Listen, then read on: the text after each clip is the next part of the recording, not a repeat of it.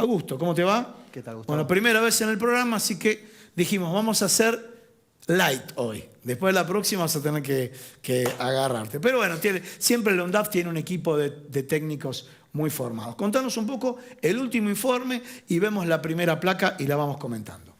A ver si la podemos poner en el final. Y ahí dice evolución de las principales variables del Producto Interno Bruto en la República Argentina. Bien, ahí lo que estamos viendo, Gustavo, es el Producto Interno Bruto. Lo que mide en realidad es el total de las transacciones que se dan, en este caso en Argentina, para un periodo determinado. Acá estamos analizando el último trimestre del 2021. Con estos datos se termina de cerrar todo el año 2021.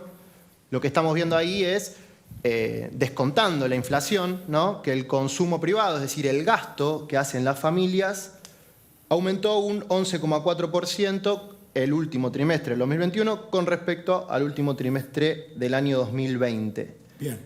O sea, un dato obviamente importante. Recordemos que es descontando la inflación, ¿no? Es decir, neto de inflación en términos reales. Para explicarle a la gente, o sea, si yo te doy un dato, un indicador, gana un 40% más y la inflación fue al 50%, no, pierde un 10%. Acá lo que está diciendo Augusto, no, esto creció por encima de inflación la actividad. Perfecto, sigamos. Exactamente. A ver, volvamos de nuevo. La segunda parte está marcando, lo tenemos ahí, la segunda parte está marcando la variación interanual del consumo público del cuarto trimestre del 2021. Contanos un poco. Hablaste del consumo privado, 11,4. Vamos ahora al consumo público. Bueno, antes estábamos hablando del gasto que realizan fundamentalmente las familias y ahora con el consumo público estamos viendo lo que es el gasto público, el gasto del Estado, ¿sí? Vemos que bueno, la variación fue también parecida a la del consumo privado. Lo tenés ahí en la pantalla, ¿sí? Perfecto. Sí. Lo interesante de esto, bueno, es que dinamiza, ¿no?, el mercado interno, dinamizan las ventas. Esto es un enfoque de demanda. Estamos viendo quién gasta la plata en las transacciones, ¿no? Entonces vemos que las familias y el Estado están gastando más que el último trimestre del 2020. Bien, o sea, datos de recuperación económica. Bien, y sigamos al tema de las exportaciones. Bueno, y ahí el dato es un poco mejor también que da 23,6, el ¿no es consumo. cierto? Exactamente. 23, sí. Les dice acá, 23% de la variación interanual de las exportaciones del cuarto trimestre. Exactamente. Bueno, las exportaciones son muy importantes, sobre todo en el contexto actual, ¿no?, de escasez de divisas. Y bueno, vemos que durante el último trimestre del año pasado, mostraron una dinámica positiva. Todos estos datos consolidaron un aumento del 10,3% del producto en todo el año.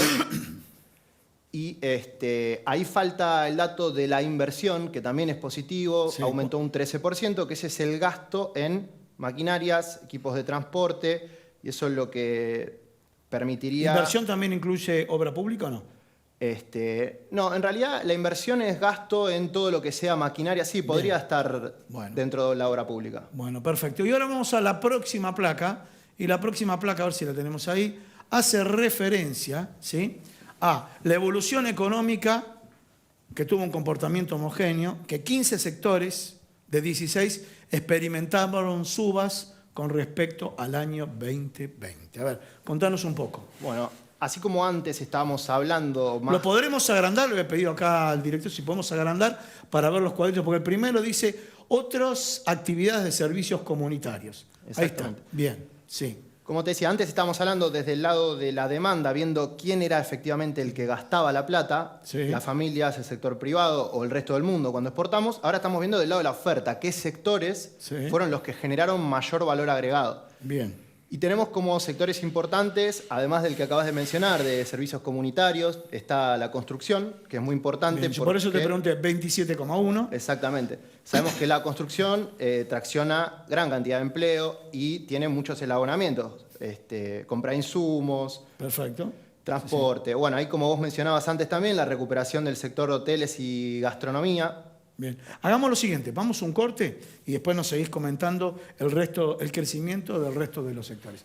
Señor director, un pequeño corte, quédate con nosotros y continuamos acá en Unidad Federal.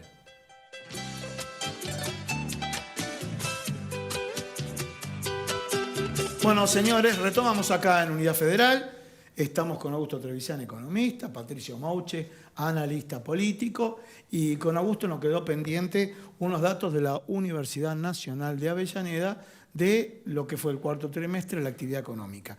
Acá, y justo fuera del aire, habíamos comentado algunos de los sectores, a ver si lo podemos ver en el final y demás. Estamos hablando cuarto trimestre versus cuarto trimestre. Exactamente. ¿Por qué? ¿Por qué? A ver si lo ampliamos.